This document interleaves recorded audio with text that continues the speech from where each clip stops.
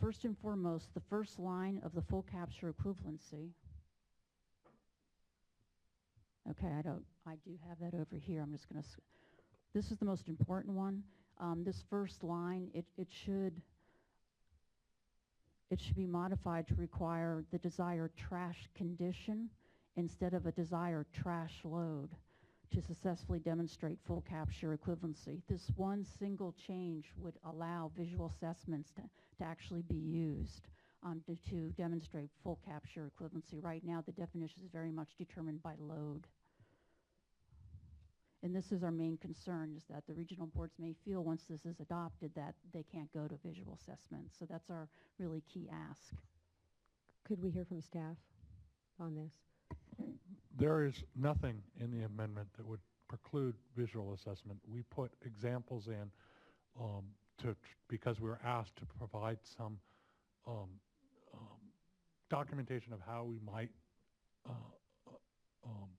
do a trash equivalence, because the original did not have the examples, so we added examples. I recognize that the examples are not the examples that they would like to see, but what we did to try and address that is we added wording that said these examples are, the exact word is include but not limited to, so that it was clear that these are not the only ways that you could do it, that you could do it in other ways. Well, but specifically with respect to the wording, the use of the word load. So again, it's not so much the example, I think, that we're questioning, is that the actual definition of full capture system equivalency that's in the glossary, that's a very key to demonstrating compliance, specifically indicates load. So as far as I'm concerned, those don't say anything different. And so if the board feels very strongly that conditions that would result actually, I feel very strongly against this language, because looking at it, the key, or at least the goal we're trying to accomplish, is reduction in trash loading. And so you're proposing to take away the key words of load reduction and substitute that with conditions, whatever that means. Now, if we were to go with something like the trash-free condition that would result, then perhaps I would be more amenable to that. But it has to capture what we want to achieve, which is reduction, elimination of trash, and not just whatever the condition is that would result. Pam, I also want to interject here. Within the language as proposed by staff, the trash load that would be reduced to full capture systems were installed. We did provide a number of examples. One of those examples was a reference condition approach. And within the reference condition approach, you could absolutely use the visual assessment to determine that, to identify what your reference condition was that you were comparing your system against. Why don't you read that if you could, because I'm hoping that we can get a connection here.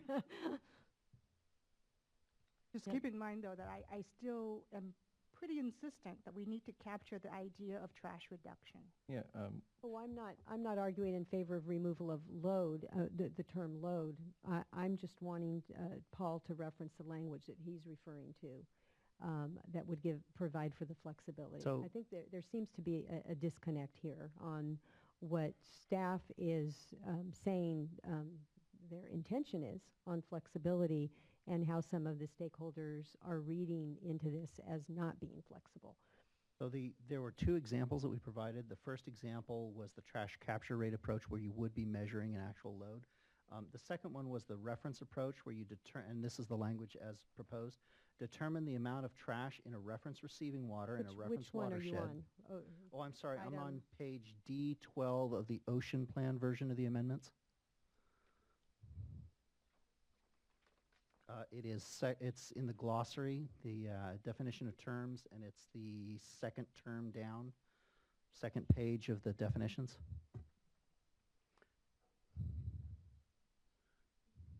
Are you there, Dee Dee? You're on the change sheet?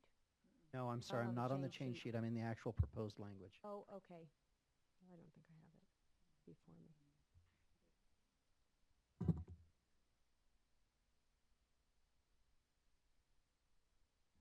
Dee Dee, our change sheet didn't actually modify this particular part of the language.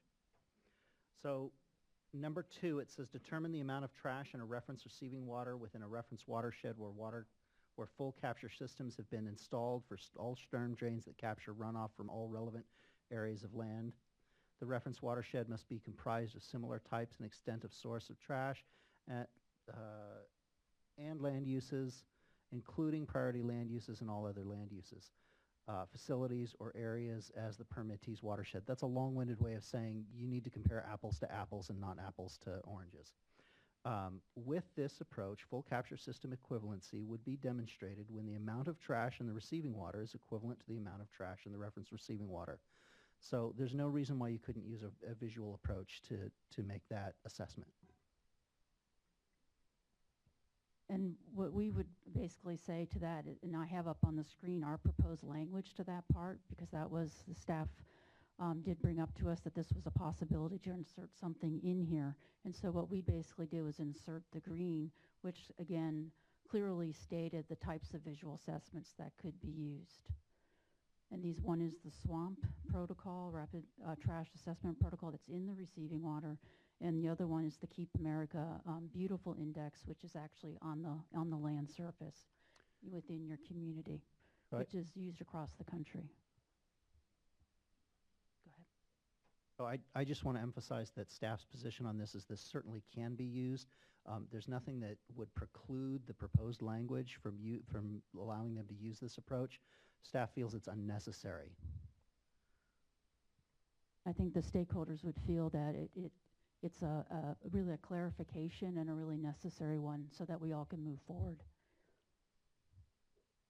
Well, I'm a little concerned about the specificity of this language, talking about certain categories within the visual assessment, which there is some subjectivity to that analysis. So, you know, I encourage you to take a hard look at this and see the path that can achieve, you know, that we're laying out. Because for a statewide plan amendment, the language shouldn't get too specific because these visual assessment protocols are what's available now, but there may be something.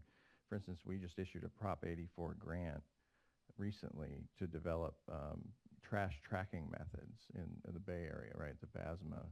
And so state board, we're spending money on trying to get better assessment methods for receiving water. So I'm a little uncomfortable just saying, you know, these examples when efforts such as that might give us all something we have more confidence in. I mean, I would just echo what staff has said, that these are examples, and so you wouldn't be tied to this method. I mean, I would agree with Member Moore, and I will, I guess, reiterate the concern I raised when Ms. Tamanen was proposing added language, and I think her added language was even less than this. I think at this point, I would be uncomfortable with adding too much detail and specificity on something that, I mean, I would agree with Member Moore's concern about the specificity with respect to this proposed language. Board Member Dodick, I'd like to echo to the uncertainty that this language does introduce. Staff has certainly indicated that a visual assessment approach is certainly acceptable method and an example that we believe needn't be inserted as an example here. But separate from visual assessment being an acceptable method, the language introduced here seems to take the measure away from full capture system equivalency by introducing a new standard that indicates, you know, it's in the optimal or suboptimal category. I'm not quite certain how that equates to full capture system equivalency. So when we acknowledge that visual assessment could be appropriate, I wouldn't want that to be construed as understanding an endorsement of that approach. The approach should be proposed to the permitting authority, and the permitting authority should be able to evaluate the techniques and defensible methods utilized to demonstrate the standard that we're looking for. The second request is, let's see if I can get back.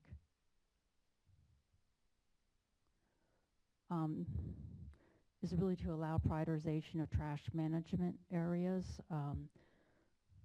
just like any pollutant, when we do an implementation plan, we always try to prioritize because we want our first actions to hit the high trash generating areas. This would be an outcome-based approach, and it would demonstrate a cost-effective strategy by first reducing those areas of the highest need. I thank you for your attention. Thank you. I'm sorry, did you have specific Yeah, I language? did. Because, I mean, in concept, I actually agree with this, but I'm not sure that I thought that the staff clarification made that apparent. So we put it in here in timeline, which there were no changes in the recent change sheet. And we just added, it's the green on the screen, so the plan may include a management process that prioritizes trash implementation actions and incorporates the results of monitoring to modify trash implementation and monitoring requirements. I think we had this discussion earlier about modifying monitoring requirements. I'm sorry, Jonathan? So I don't believe that there's anything in our program that would restrict people from identifying and implementing the high trash generating areas first. And actually, if they were in track 2, that may be all they end up doing.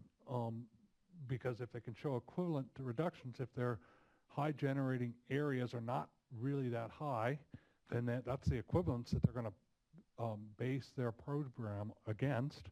So if they have a low trash generating city and they do a track 2, they would have a low reduction needed under the program. I am very concerned because what this language still indicates to me is that you could modify the implementation. So you might modify away from implementing certain controls that are required.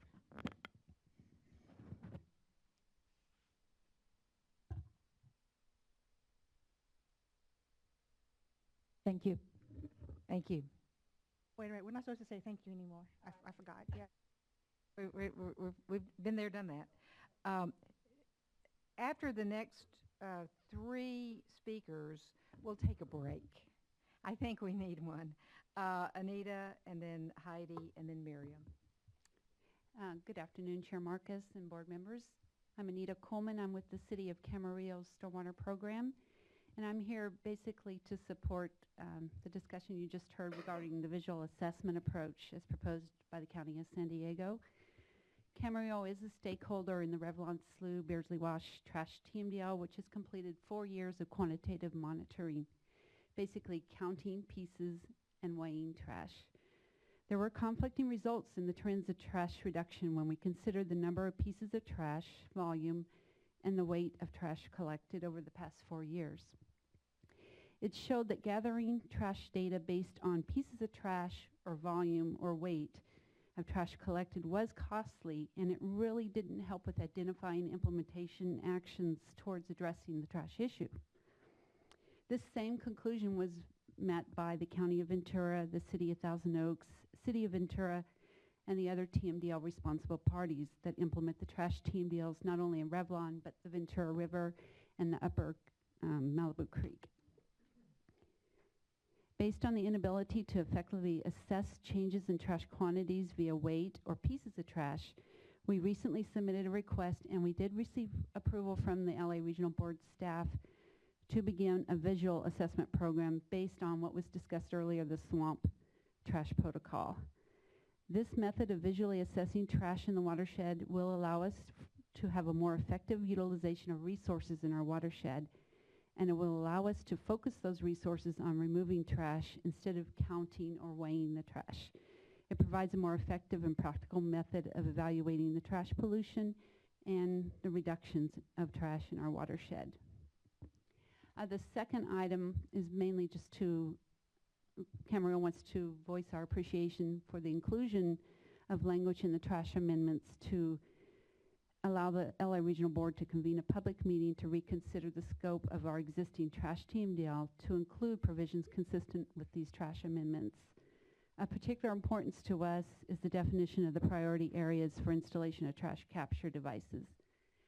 Camarillo and the other municipalities in Ventura County have been tracking trash and debris in our city catch basins for over 5 years, as it's a requirement of our municipal stormwater permit.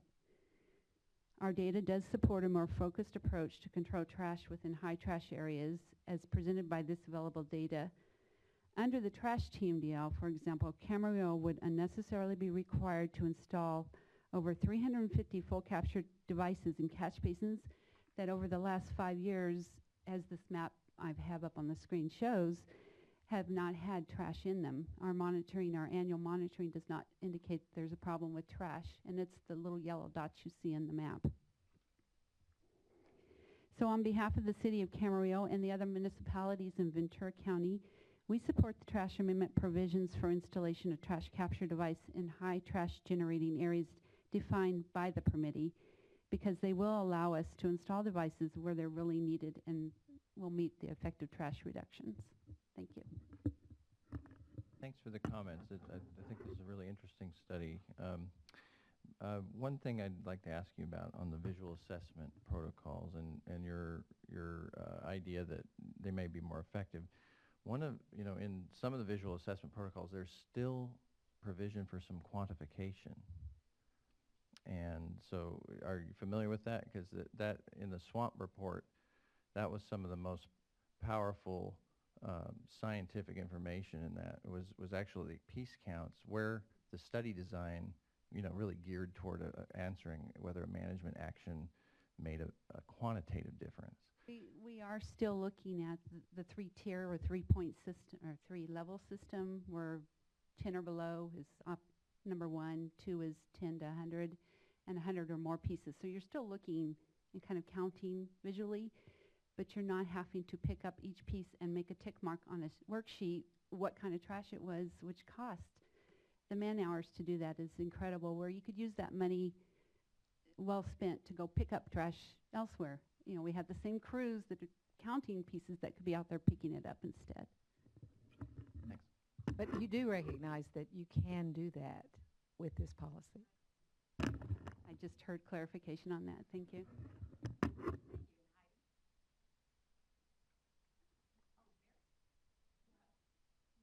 That was Heidi?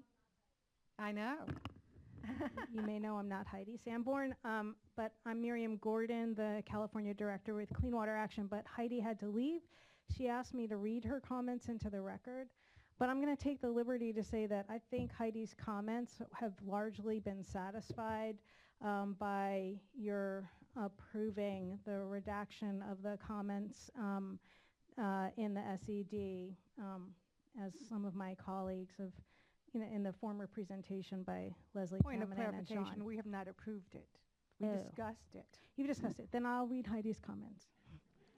Wait a minute. A motion. And then I'll read my own on that matter. Good morning, Chair Marcus, members of the board. You asked for it. My name is Heidi Sanborn with the California Product Stewardship Council. Our organization has never been before this board except to do an informational presentation about product stewardship and EPR and how it works in other countries for medicine disposal so they are not flushed. Our organization educates and advocates for sharing of responsibility for product waste management and I think materials. We represent local governments, about 64% of the population, who want to be able to use source control measures which are most effective and least costly options. For example, we supported legislation to phase copper out of brake pads. We are not here to speak in support or opposition of the trash amendments, only because that's not our policy area. The only reason we are here today is that our supporters asked me to come to share their deep concern about language that seemed to discourage source controls and used SB 20 as a reason to do so. Having a bag ban in law should not relate to the use of source controls for a wide variety of products ending up in California waters. We urge you to consider aligning the language with California environmental and economic values of pollution prevention and allow and encourage pollution prevention measures instead. Thank you. Now your 3 minutes. Conveniently, I happen to be up next. So again, I'm Miriam Gordon. I'm the California Director of Clean Water Action. I've participated in the public advisory group for these many years in the development of these amendments, and I want to thank both the board and the staff for moving this forward, and we're very supportive. And particularly, as you know, I've been a voice for source control and really appreciate Track 2 as being included, as we feel that, as in my colleague Heidi mentioned, that pollution prevention is a very effective way of addressing a problem at the source. And if you have not approved the redaction of that language in the SED, then I want to say that SB 20, the statewide bag ban, has been signed into law, but there is a referendum qualified for the ballot in 2016. So this is not a settled matter that we have a statewide bag ban. And furthermore, bag bans are not the only source control measure that would be contemplated in Track 2. So it's very important that there is language in the SED currently that says that the bag ban has been enacted and therefore we don't need source control measures, and I just patently disagree. I want to also point out some other things that recommendations for improving at this late hour. First of all, the proposed amendments don't address trash smaller than 5 millimeters, and I would encourage the board, since there's ample evidence that trash smaller than 5 millimeters, particularly plastics, have devastating impacts on the marine environment. It's very important, while you approve these amendments, to at the same time commit to addressing microplastics and trash. Second, I want to echo NRDC's comments that the lack of a numeric standard for measuring the problem whether the problem has effectively been addressed, like the number 0, is particularly troublesome. How do we know when we have satisfactorily eliminated trash discharges? And finally, I'd just like to say that all the uncertainties in this program give my organization pause and make us wonder, at the end of the compliance period, will MS4s really be trash-free when this implementation's been completed? There are several aspects of these amendments that lead us to question whether the goals will have been met. First, full capture devices aren't fully effective. They overflow in storm events and are often not well maintained. Yet these are effectively made the gold standard against which everything will be measured. Additionally, we don't know what monitoring programs will be approved by the board for Track 2. So I just want to, my time's up, right? So I just want to finally recommend that as a solution, that the board require an assessment of the effectiveness of the entire program at the end of the compliance period. Basically, you should build in a requirement for the board, the State Water Board, to assess whether the whole program's been effective. Thank you. Thank you. We will take a break for 10 minutes, so we'll come back at 20 minutes till 4. I have 25 cards still left, so we're going to be here a while.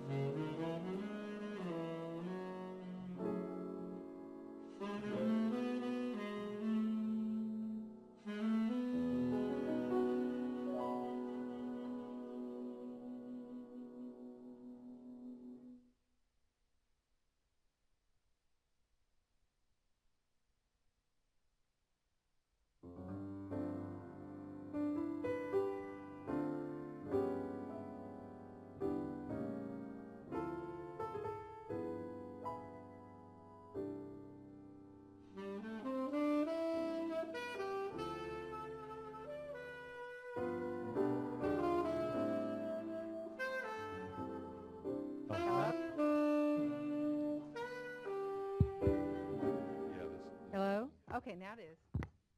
Huh. Well, listen, you don't want to hire us to come in and fix your trash system. I won't hire you for Thank you. A/B purposes either. Okay, so Dave, followed by Stephanie, and then Joanne again, and Mary, and Rob, Benjamin, and Melissa Thorm. Okay, go ahead. Dave Tamayo with the County of Sacramento Stormwater Program. I wanted to point out that the amendment as written right now includes provisions for regional boards to add land uses and locations based on their trash generating capacity, but it doesn't provide a symmetrical mechanism for taking things off of a list. So, and I would encourage the board to consider including some sort of mechanism for regional boards to be able to reduce the list if it can be shown to their satisfaction and generally in the same sort of factors that would bring someone in, bring a land use in. But back to my main focus is on the regulatory source control. I'm very heartened that you're considering, haven't yet approved, those improvements that make a clearer pathway for local agencies to utilize regulatory source control. But I would point out that it was disappointing that you removed the incentives within the amendment that would make it more encouraging to local agencies to pursue source control. And that's not just important for the individual agencies, but it's important to the state as a whole. If you'll recall, leading up to the adoption of the plastic bag ban by the legislature, and hopefully eventual approval by the voters, that was preceded by numerous local agencies instituting plastic bag bans and working out the details on how do we do this so it's not just a product substitution. So by removing your incentives from the trash amendment, you're sort of undermining progress that's already been demonstrated. Local agencies can be very creative in figuring out how to use that sort of power to reduce waste streams. And I think it's really important that the state board is in a position where it can really help accelerate rather than decelerate progress towards using source control as one of the main mechanisms for reducing pollutants. We want to get back to a system where the responsibility for reducing pollutants lies on the businesses and entities that benefit directly from the use and sale of these products. And so would encourage you both in this action and then in future actions to move more towards positive reinforcement for local agencies to move towards source control. So rather than burden their taxpayers and ratepayers with use of their public funds. So thank you very much. Thank you so much. Stephanie? Stephanie Gaines. Good afternoon. I'm Stephanie Gaines with the County of San Diego.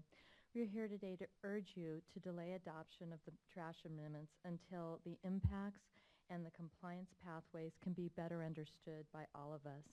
Instead, we'd like to continue to collaborate, or you to continue to collaborate with regulated parties to develop a more strategic and cost-effective approach that focuses our efforts on areas with documented trash problems.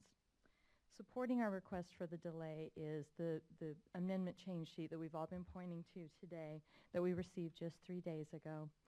Until that time, we didn't realize that under Track 2, land uses were not limited to priority land uses, but could apply to any land use throughout the jurisdiction.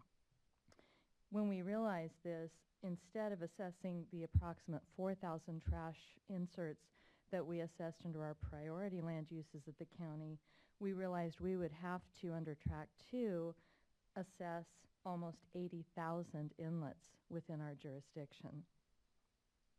We haven't had a chance to digest or even evaluate an impact of this magnitude yet.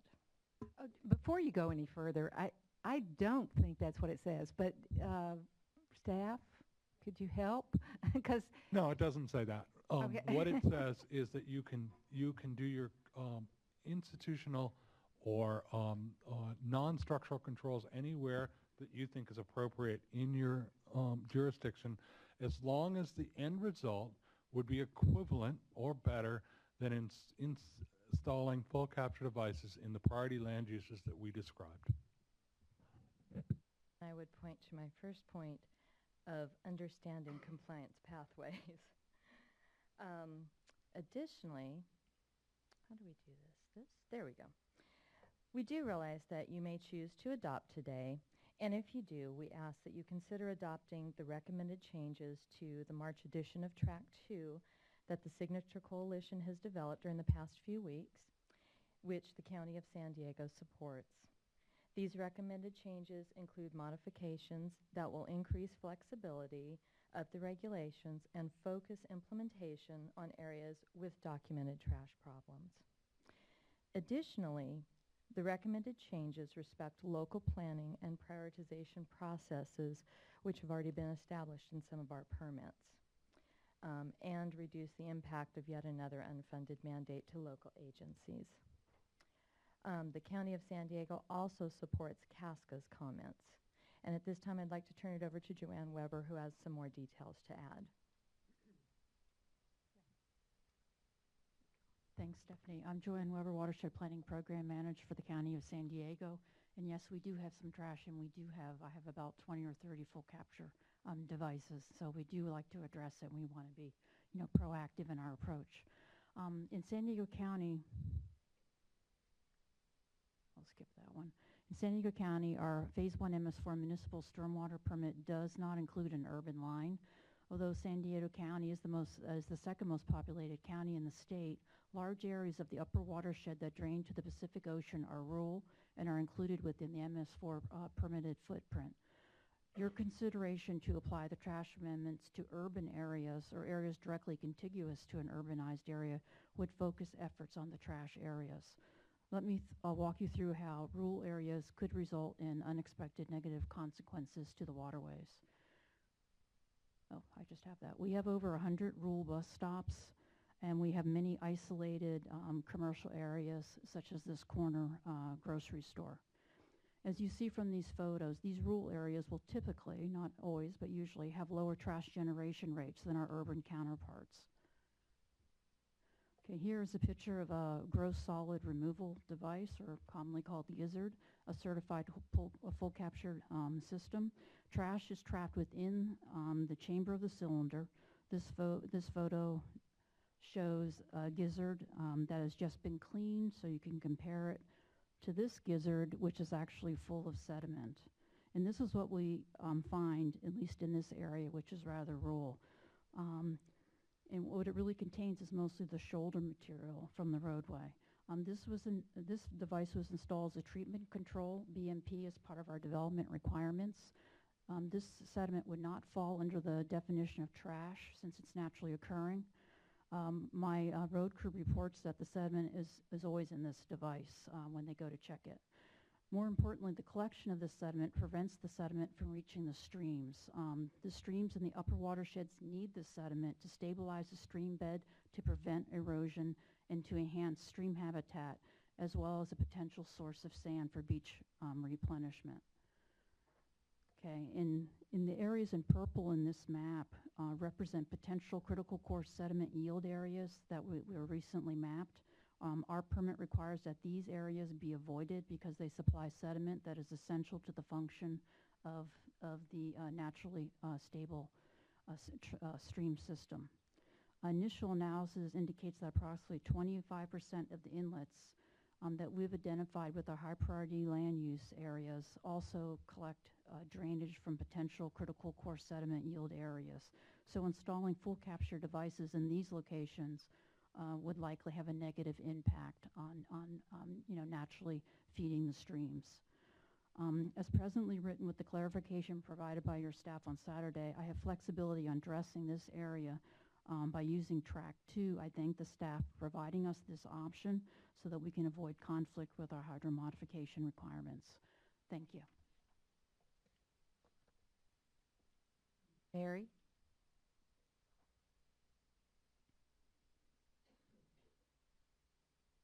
Good afternoon. I'm Mary Pitto with the Rural County Representatives of California. I'm also here representing Karen Keene from CSAC, the County State Association of Counties. CSAC and RCRC share the concerns and were signatory to the coalition letter that is not a part of the record. I also would like to say Tulare County wanted to join it this morning. But we're here to express our preference that the board delay adoption to allow the local agencies and stakeholders and staff to develop some clarifying language and a realistic approach.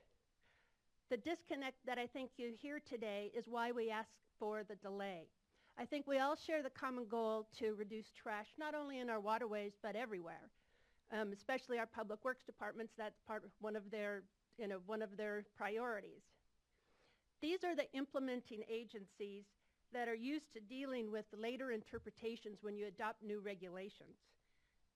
And that is why I think you hear them taking a precautionary approach and so that we ask you to delay the adoption, allow them to do some clarifying language and finalize the language. Thank you. Thank you. Rob?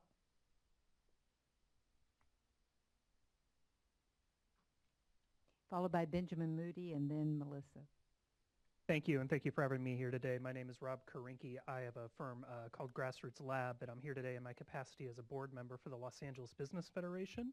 I'm their past chair of their advocacy committee, and the LA BizFed was a co-signer with about a dozen other business groups last August on a letter to this board encouraging the adoption of a thoughtful statewide policy that would meaningfully reduce trash in our waterways. We come here today to applaud you for the process that you've taken since then and are here to support the amendments as proposed today and also the staff report as it was originally presented today.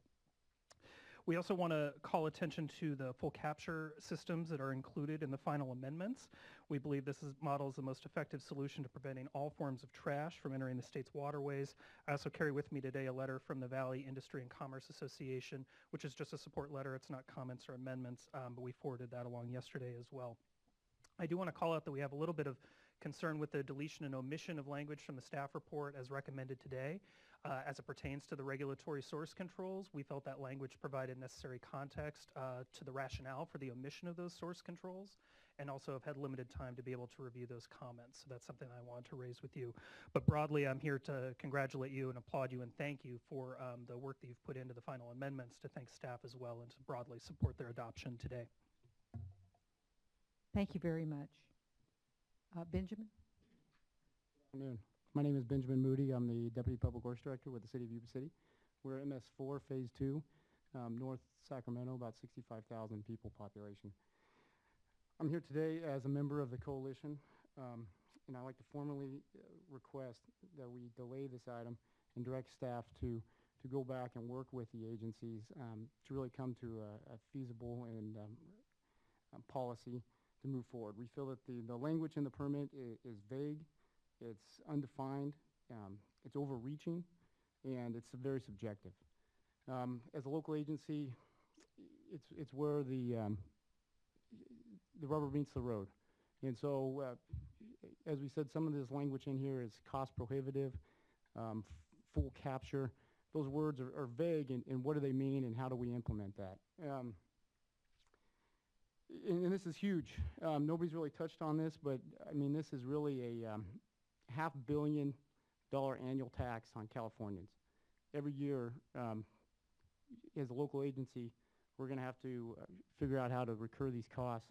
And we want to make sure we're for clean water, and as a low trash producing agency, we want to get the best cost benefit to our constituents. And so with that, we really feel that with some time that we can work out some of the definitions with the language, that we still implement the trash removal policies, but give us clear definition so it's not being changed at the podium, which leads to potential future problems. The city feels that this unfairly broad brushes requirements across the state that will not provide an acceptable cost benefit for the Californians. The existing permit contains language prohibiting trash. The city feels that it would be more productive for the environment, residents, and the implementing agencies to work out individual management plans under the existing permit.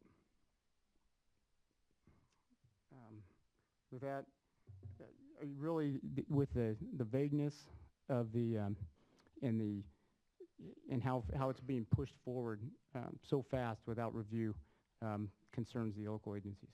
Thank you.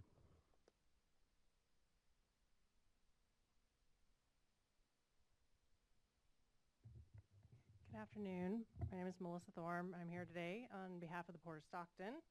And I would like to express the Port's appreciation in the late changes in the policy and the response to comments that recognize that an MS4 might not have priority land uses that produce excess trash, or that the trash has already been controlled to a low level such that the current MS4 programs are adequate to meet Track 2 of the policy. This change helps to avoid a concern about regulation for regulation's sake. The only other suggestion, and I would echo some of the comments from earlier about providing more clarity and expressly include other measures for the full capture equivalency to show that trash levels that are below that of priority uses don't need to do more. And right now, the definition, as was discussed before, defines full capture system equivalency as a trash load reduction program. And that's very hard to prove when you already have really low loads or no trash. And currently the examples speak in terms of trash capture rates or load reductions, and those again don't apply very well where you start out with really low levels. The other concern is that it makes the reference sites only where full capture is in place. So that severely limits your areas of comparison to Los Angeles and San Francisco, where we have those kinds of full capture that have been certified and are in place. So in the Central Valley, what would we use? You couldn't go on the American River and use that as a reference site, even though that's a possible, or other people in other parts of Southern California. So you should be able to pick a reference site that is in a suburban or rural area that you would presume doesn't have a lot of trash production or isn't fed by an MS4 system. Can you hang on 1 second? I'd like to hear from staff on this. So, as we said, the examples are examples. And so if you had a different approach for how you would do equivalency, then it would still require you to look at your full capture, your priority land use areas as your comparison. But as you said, if those priority land use areas are low in trash generating, then what you're comparing it to is low in trash generating. But the definition right now is a reference approach. You determine the amount of trash in a reference receiving water. But it's an example. I'm sorry. It's an example. It's not a requirement that you follow that. I think we're getting confused. Well, it's where you've set forth a reference. To me, I read that's how you determine a reference, is that you look at it. I mean, if you're saying that there's other ways that you can determine a reference, that's fine, and maybe we should say that. But I think you need to people are looking at those examples and reading them carefully, and words have meaning, especially to lawyers. And so I think it's helpful if you are allowing people to use visual assessments, or if you're allowing them to use other references, just to say that. It's not that difficult. And in closing, I would encourage the maintenance of the narrative objective. To change at this point to a numeric would require you to do a new 13241 analysis, and I think at this point you probably don't want to have to slow this down for that purpose. Thank you very much. I think, yes, go ahead, Phil. Well, if I can, I just want to kind of circle back to this issue, because I think focusing on the examples probably is a little bit misplaced.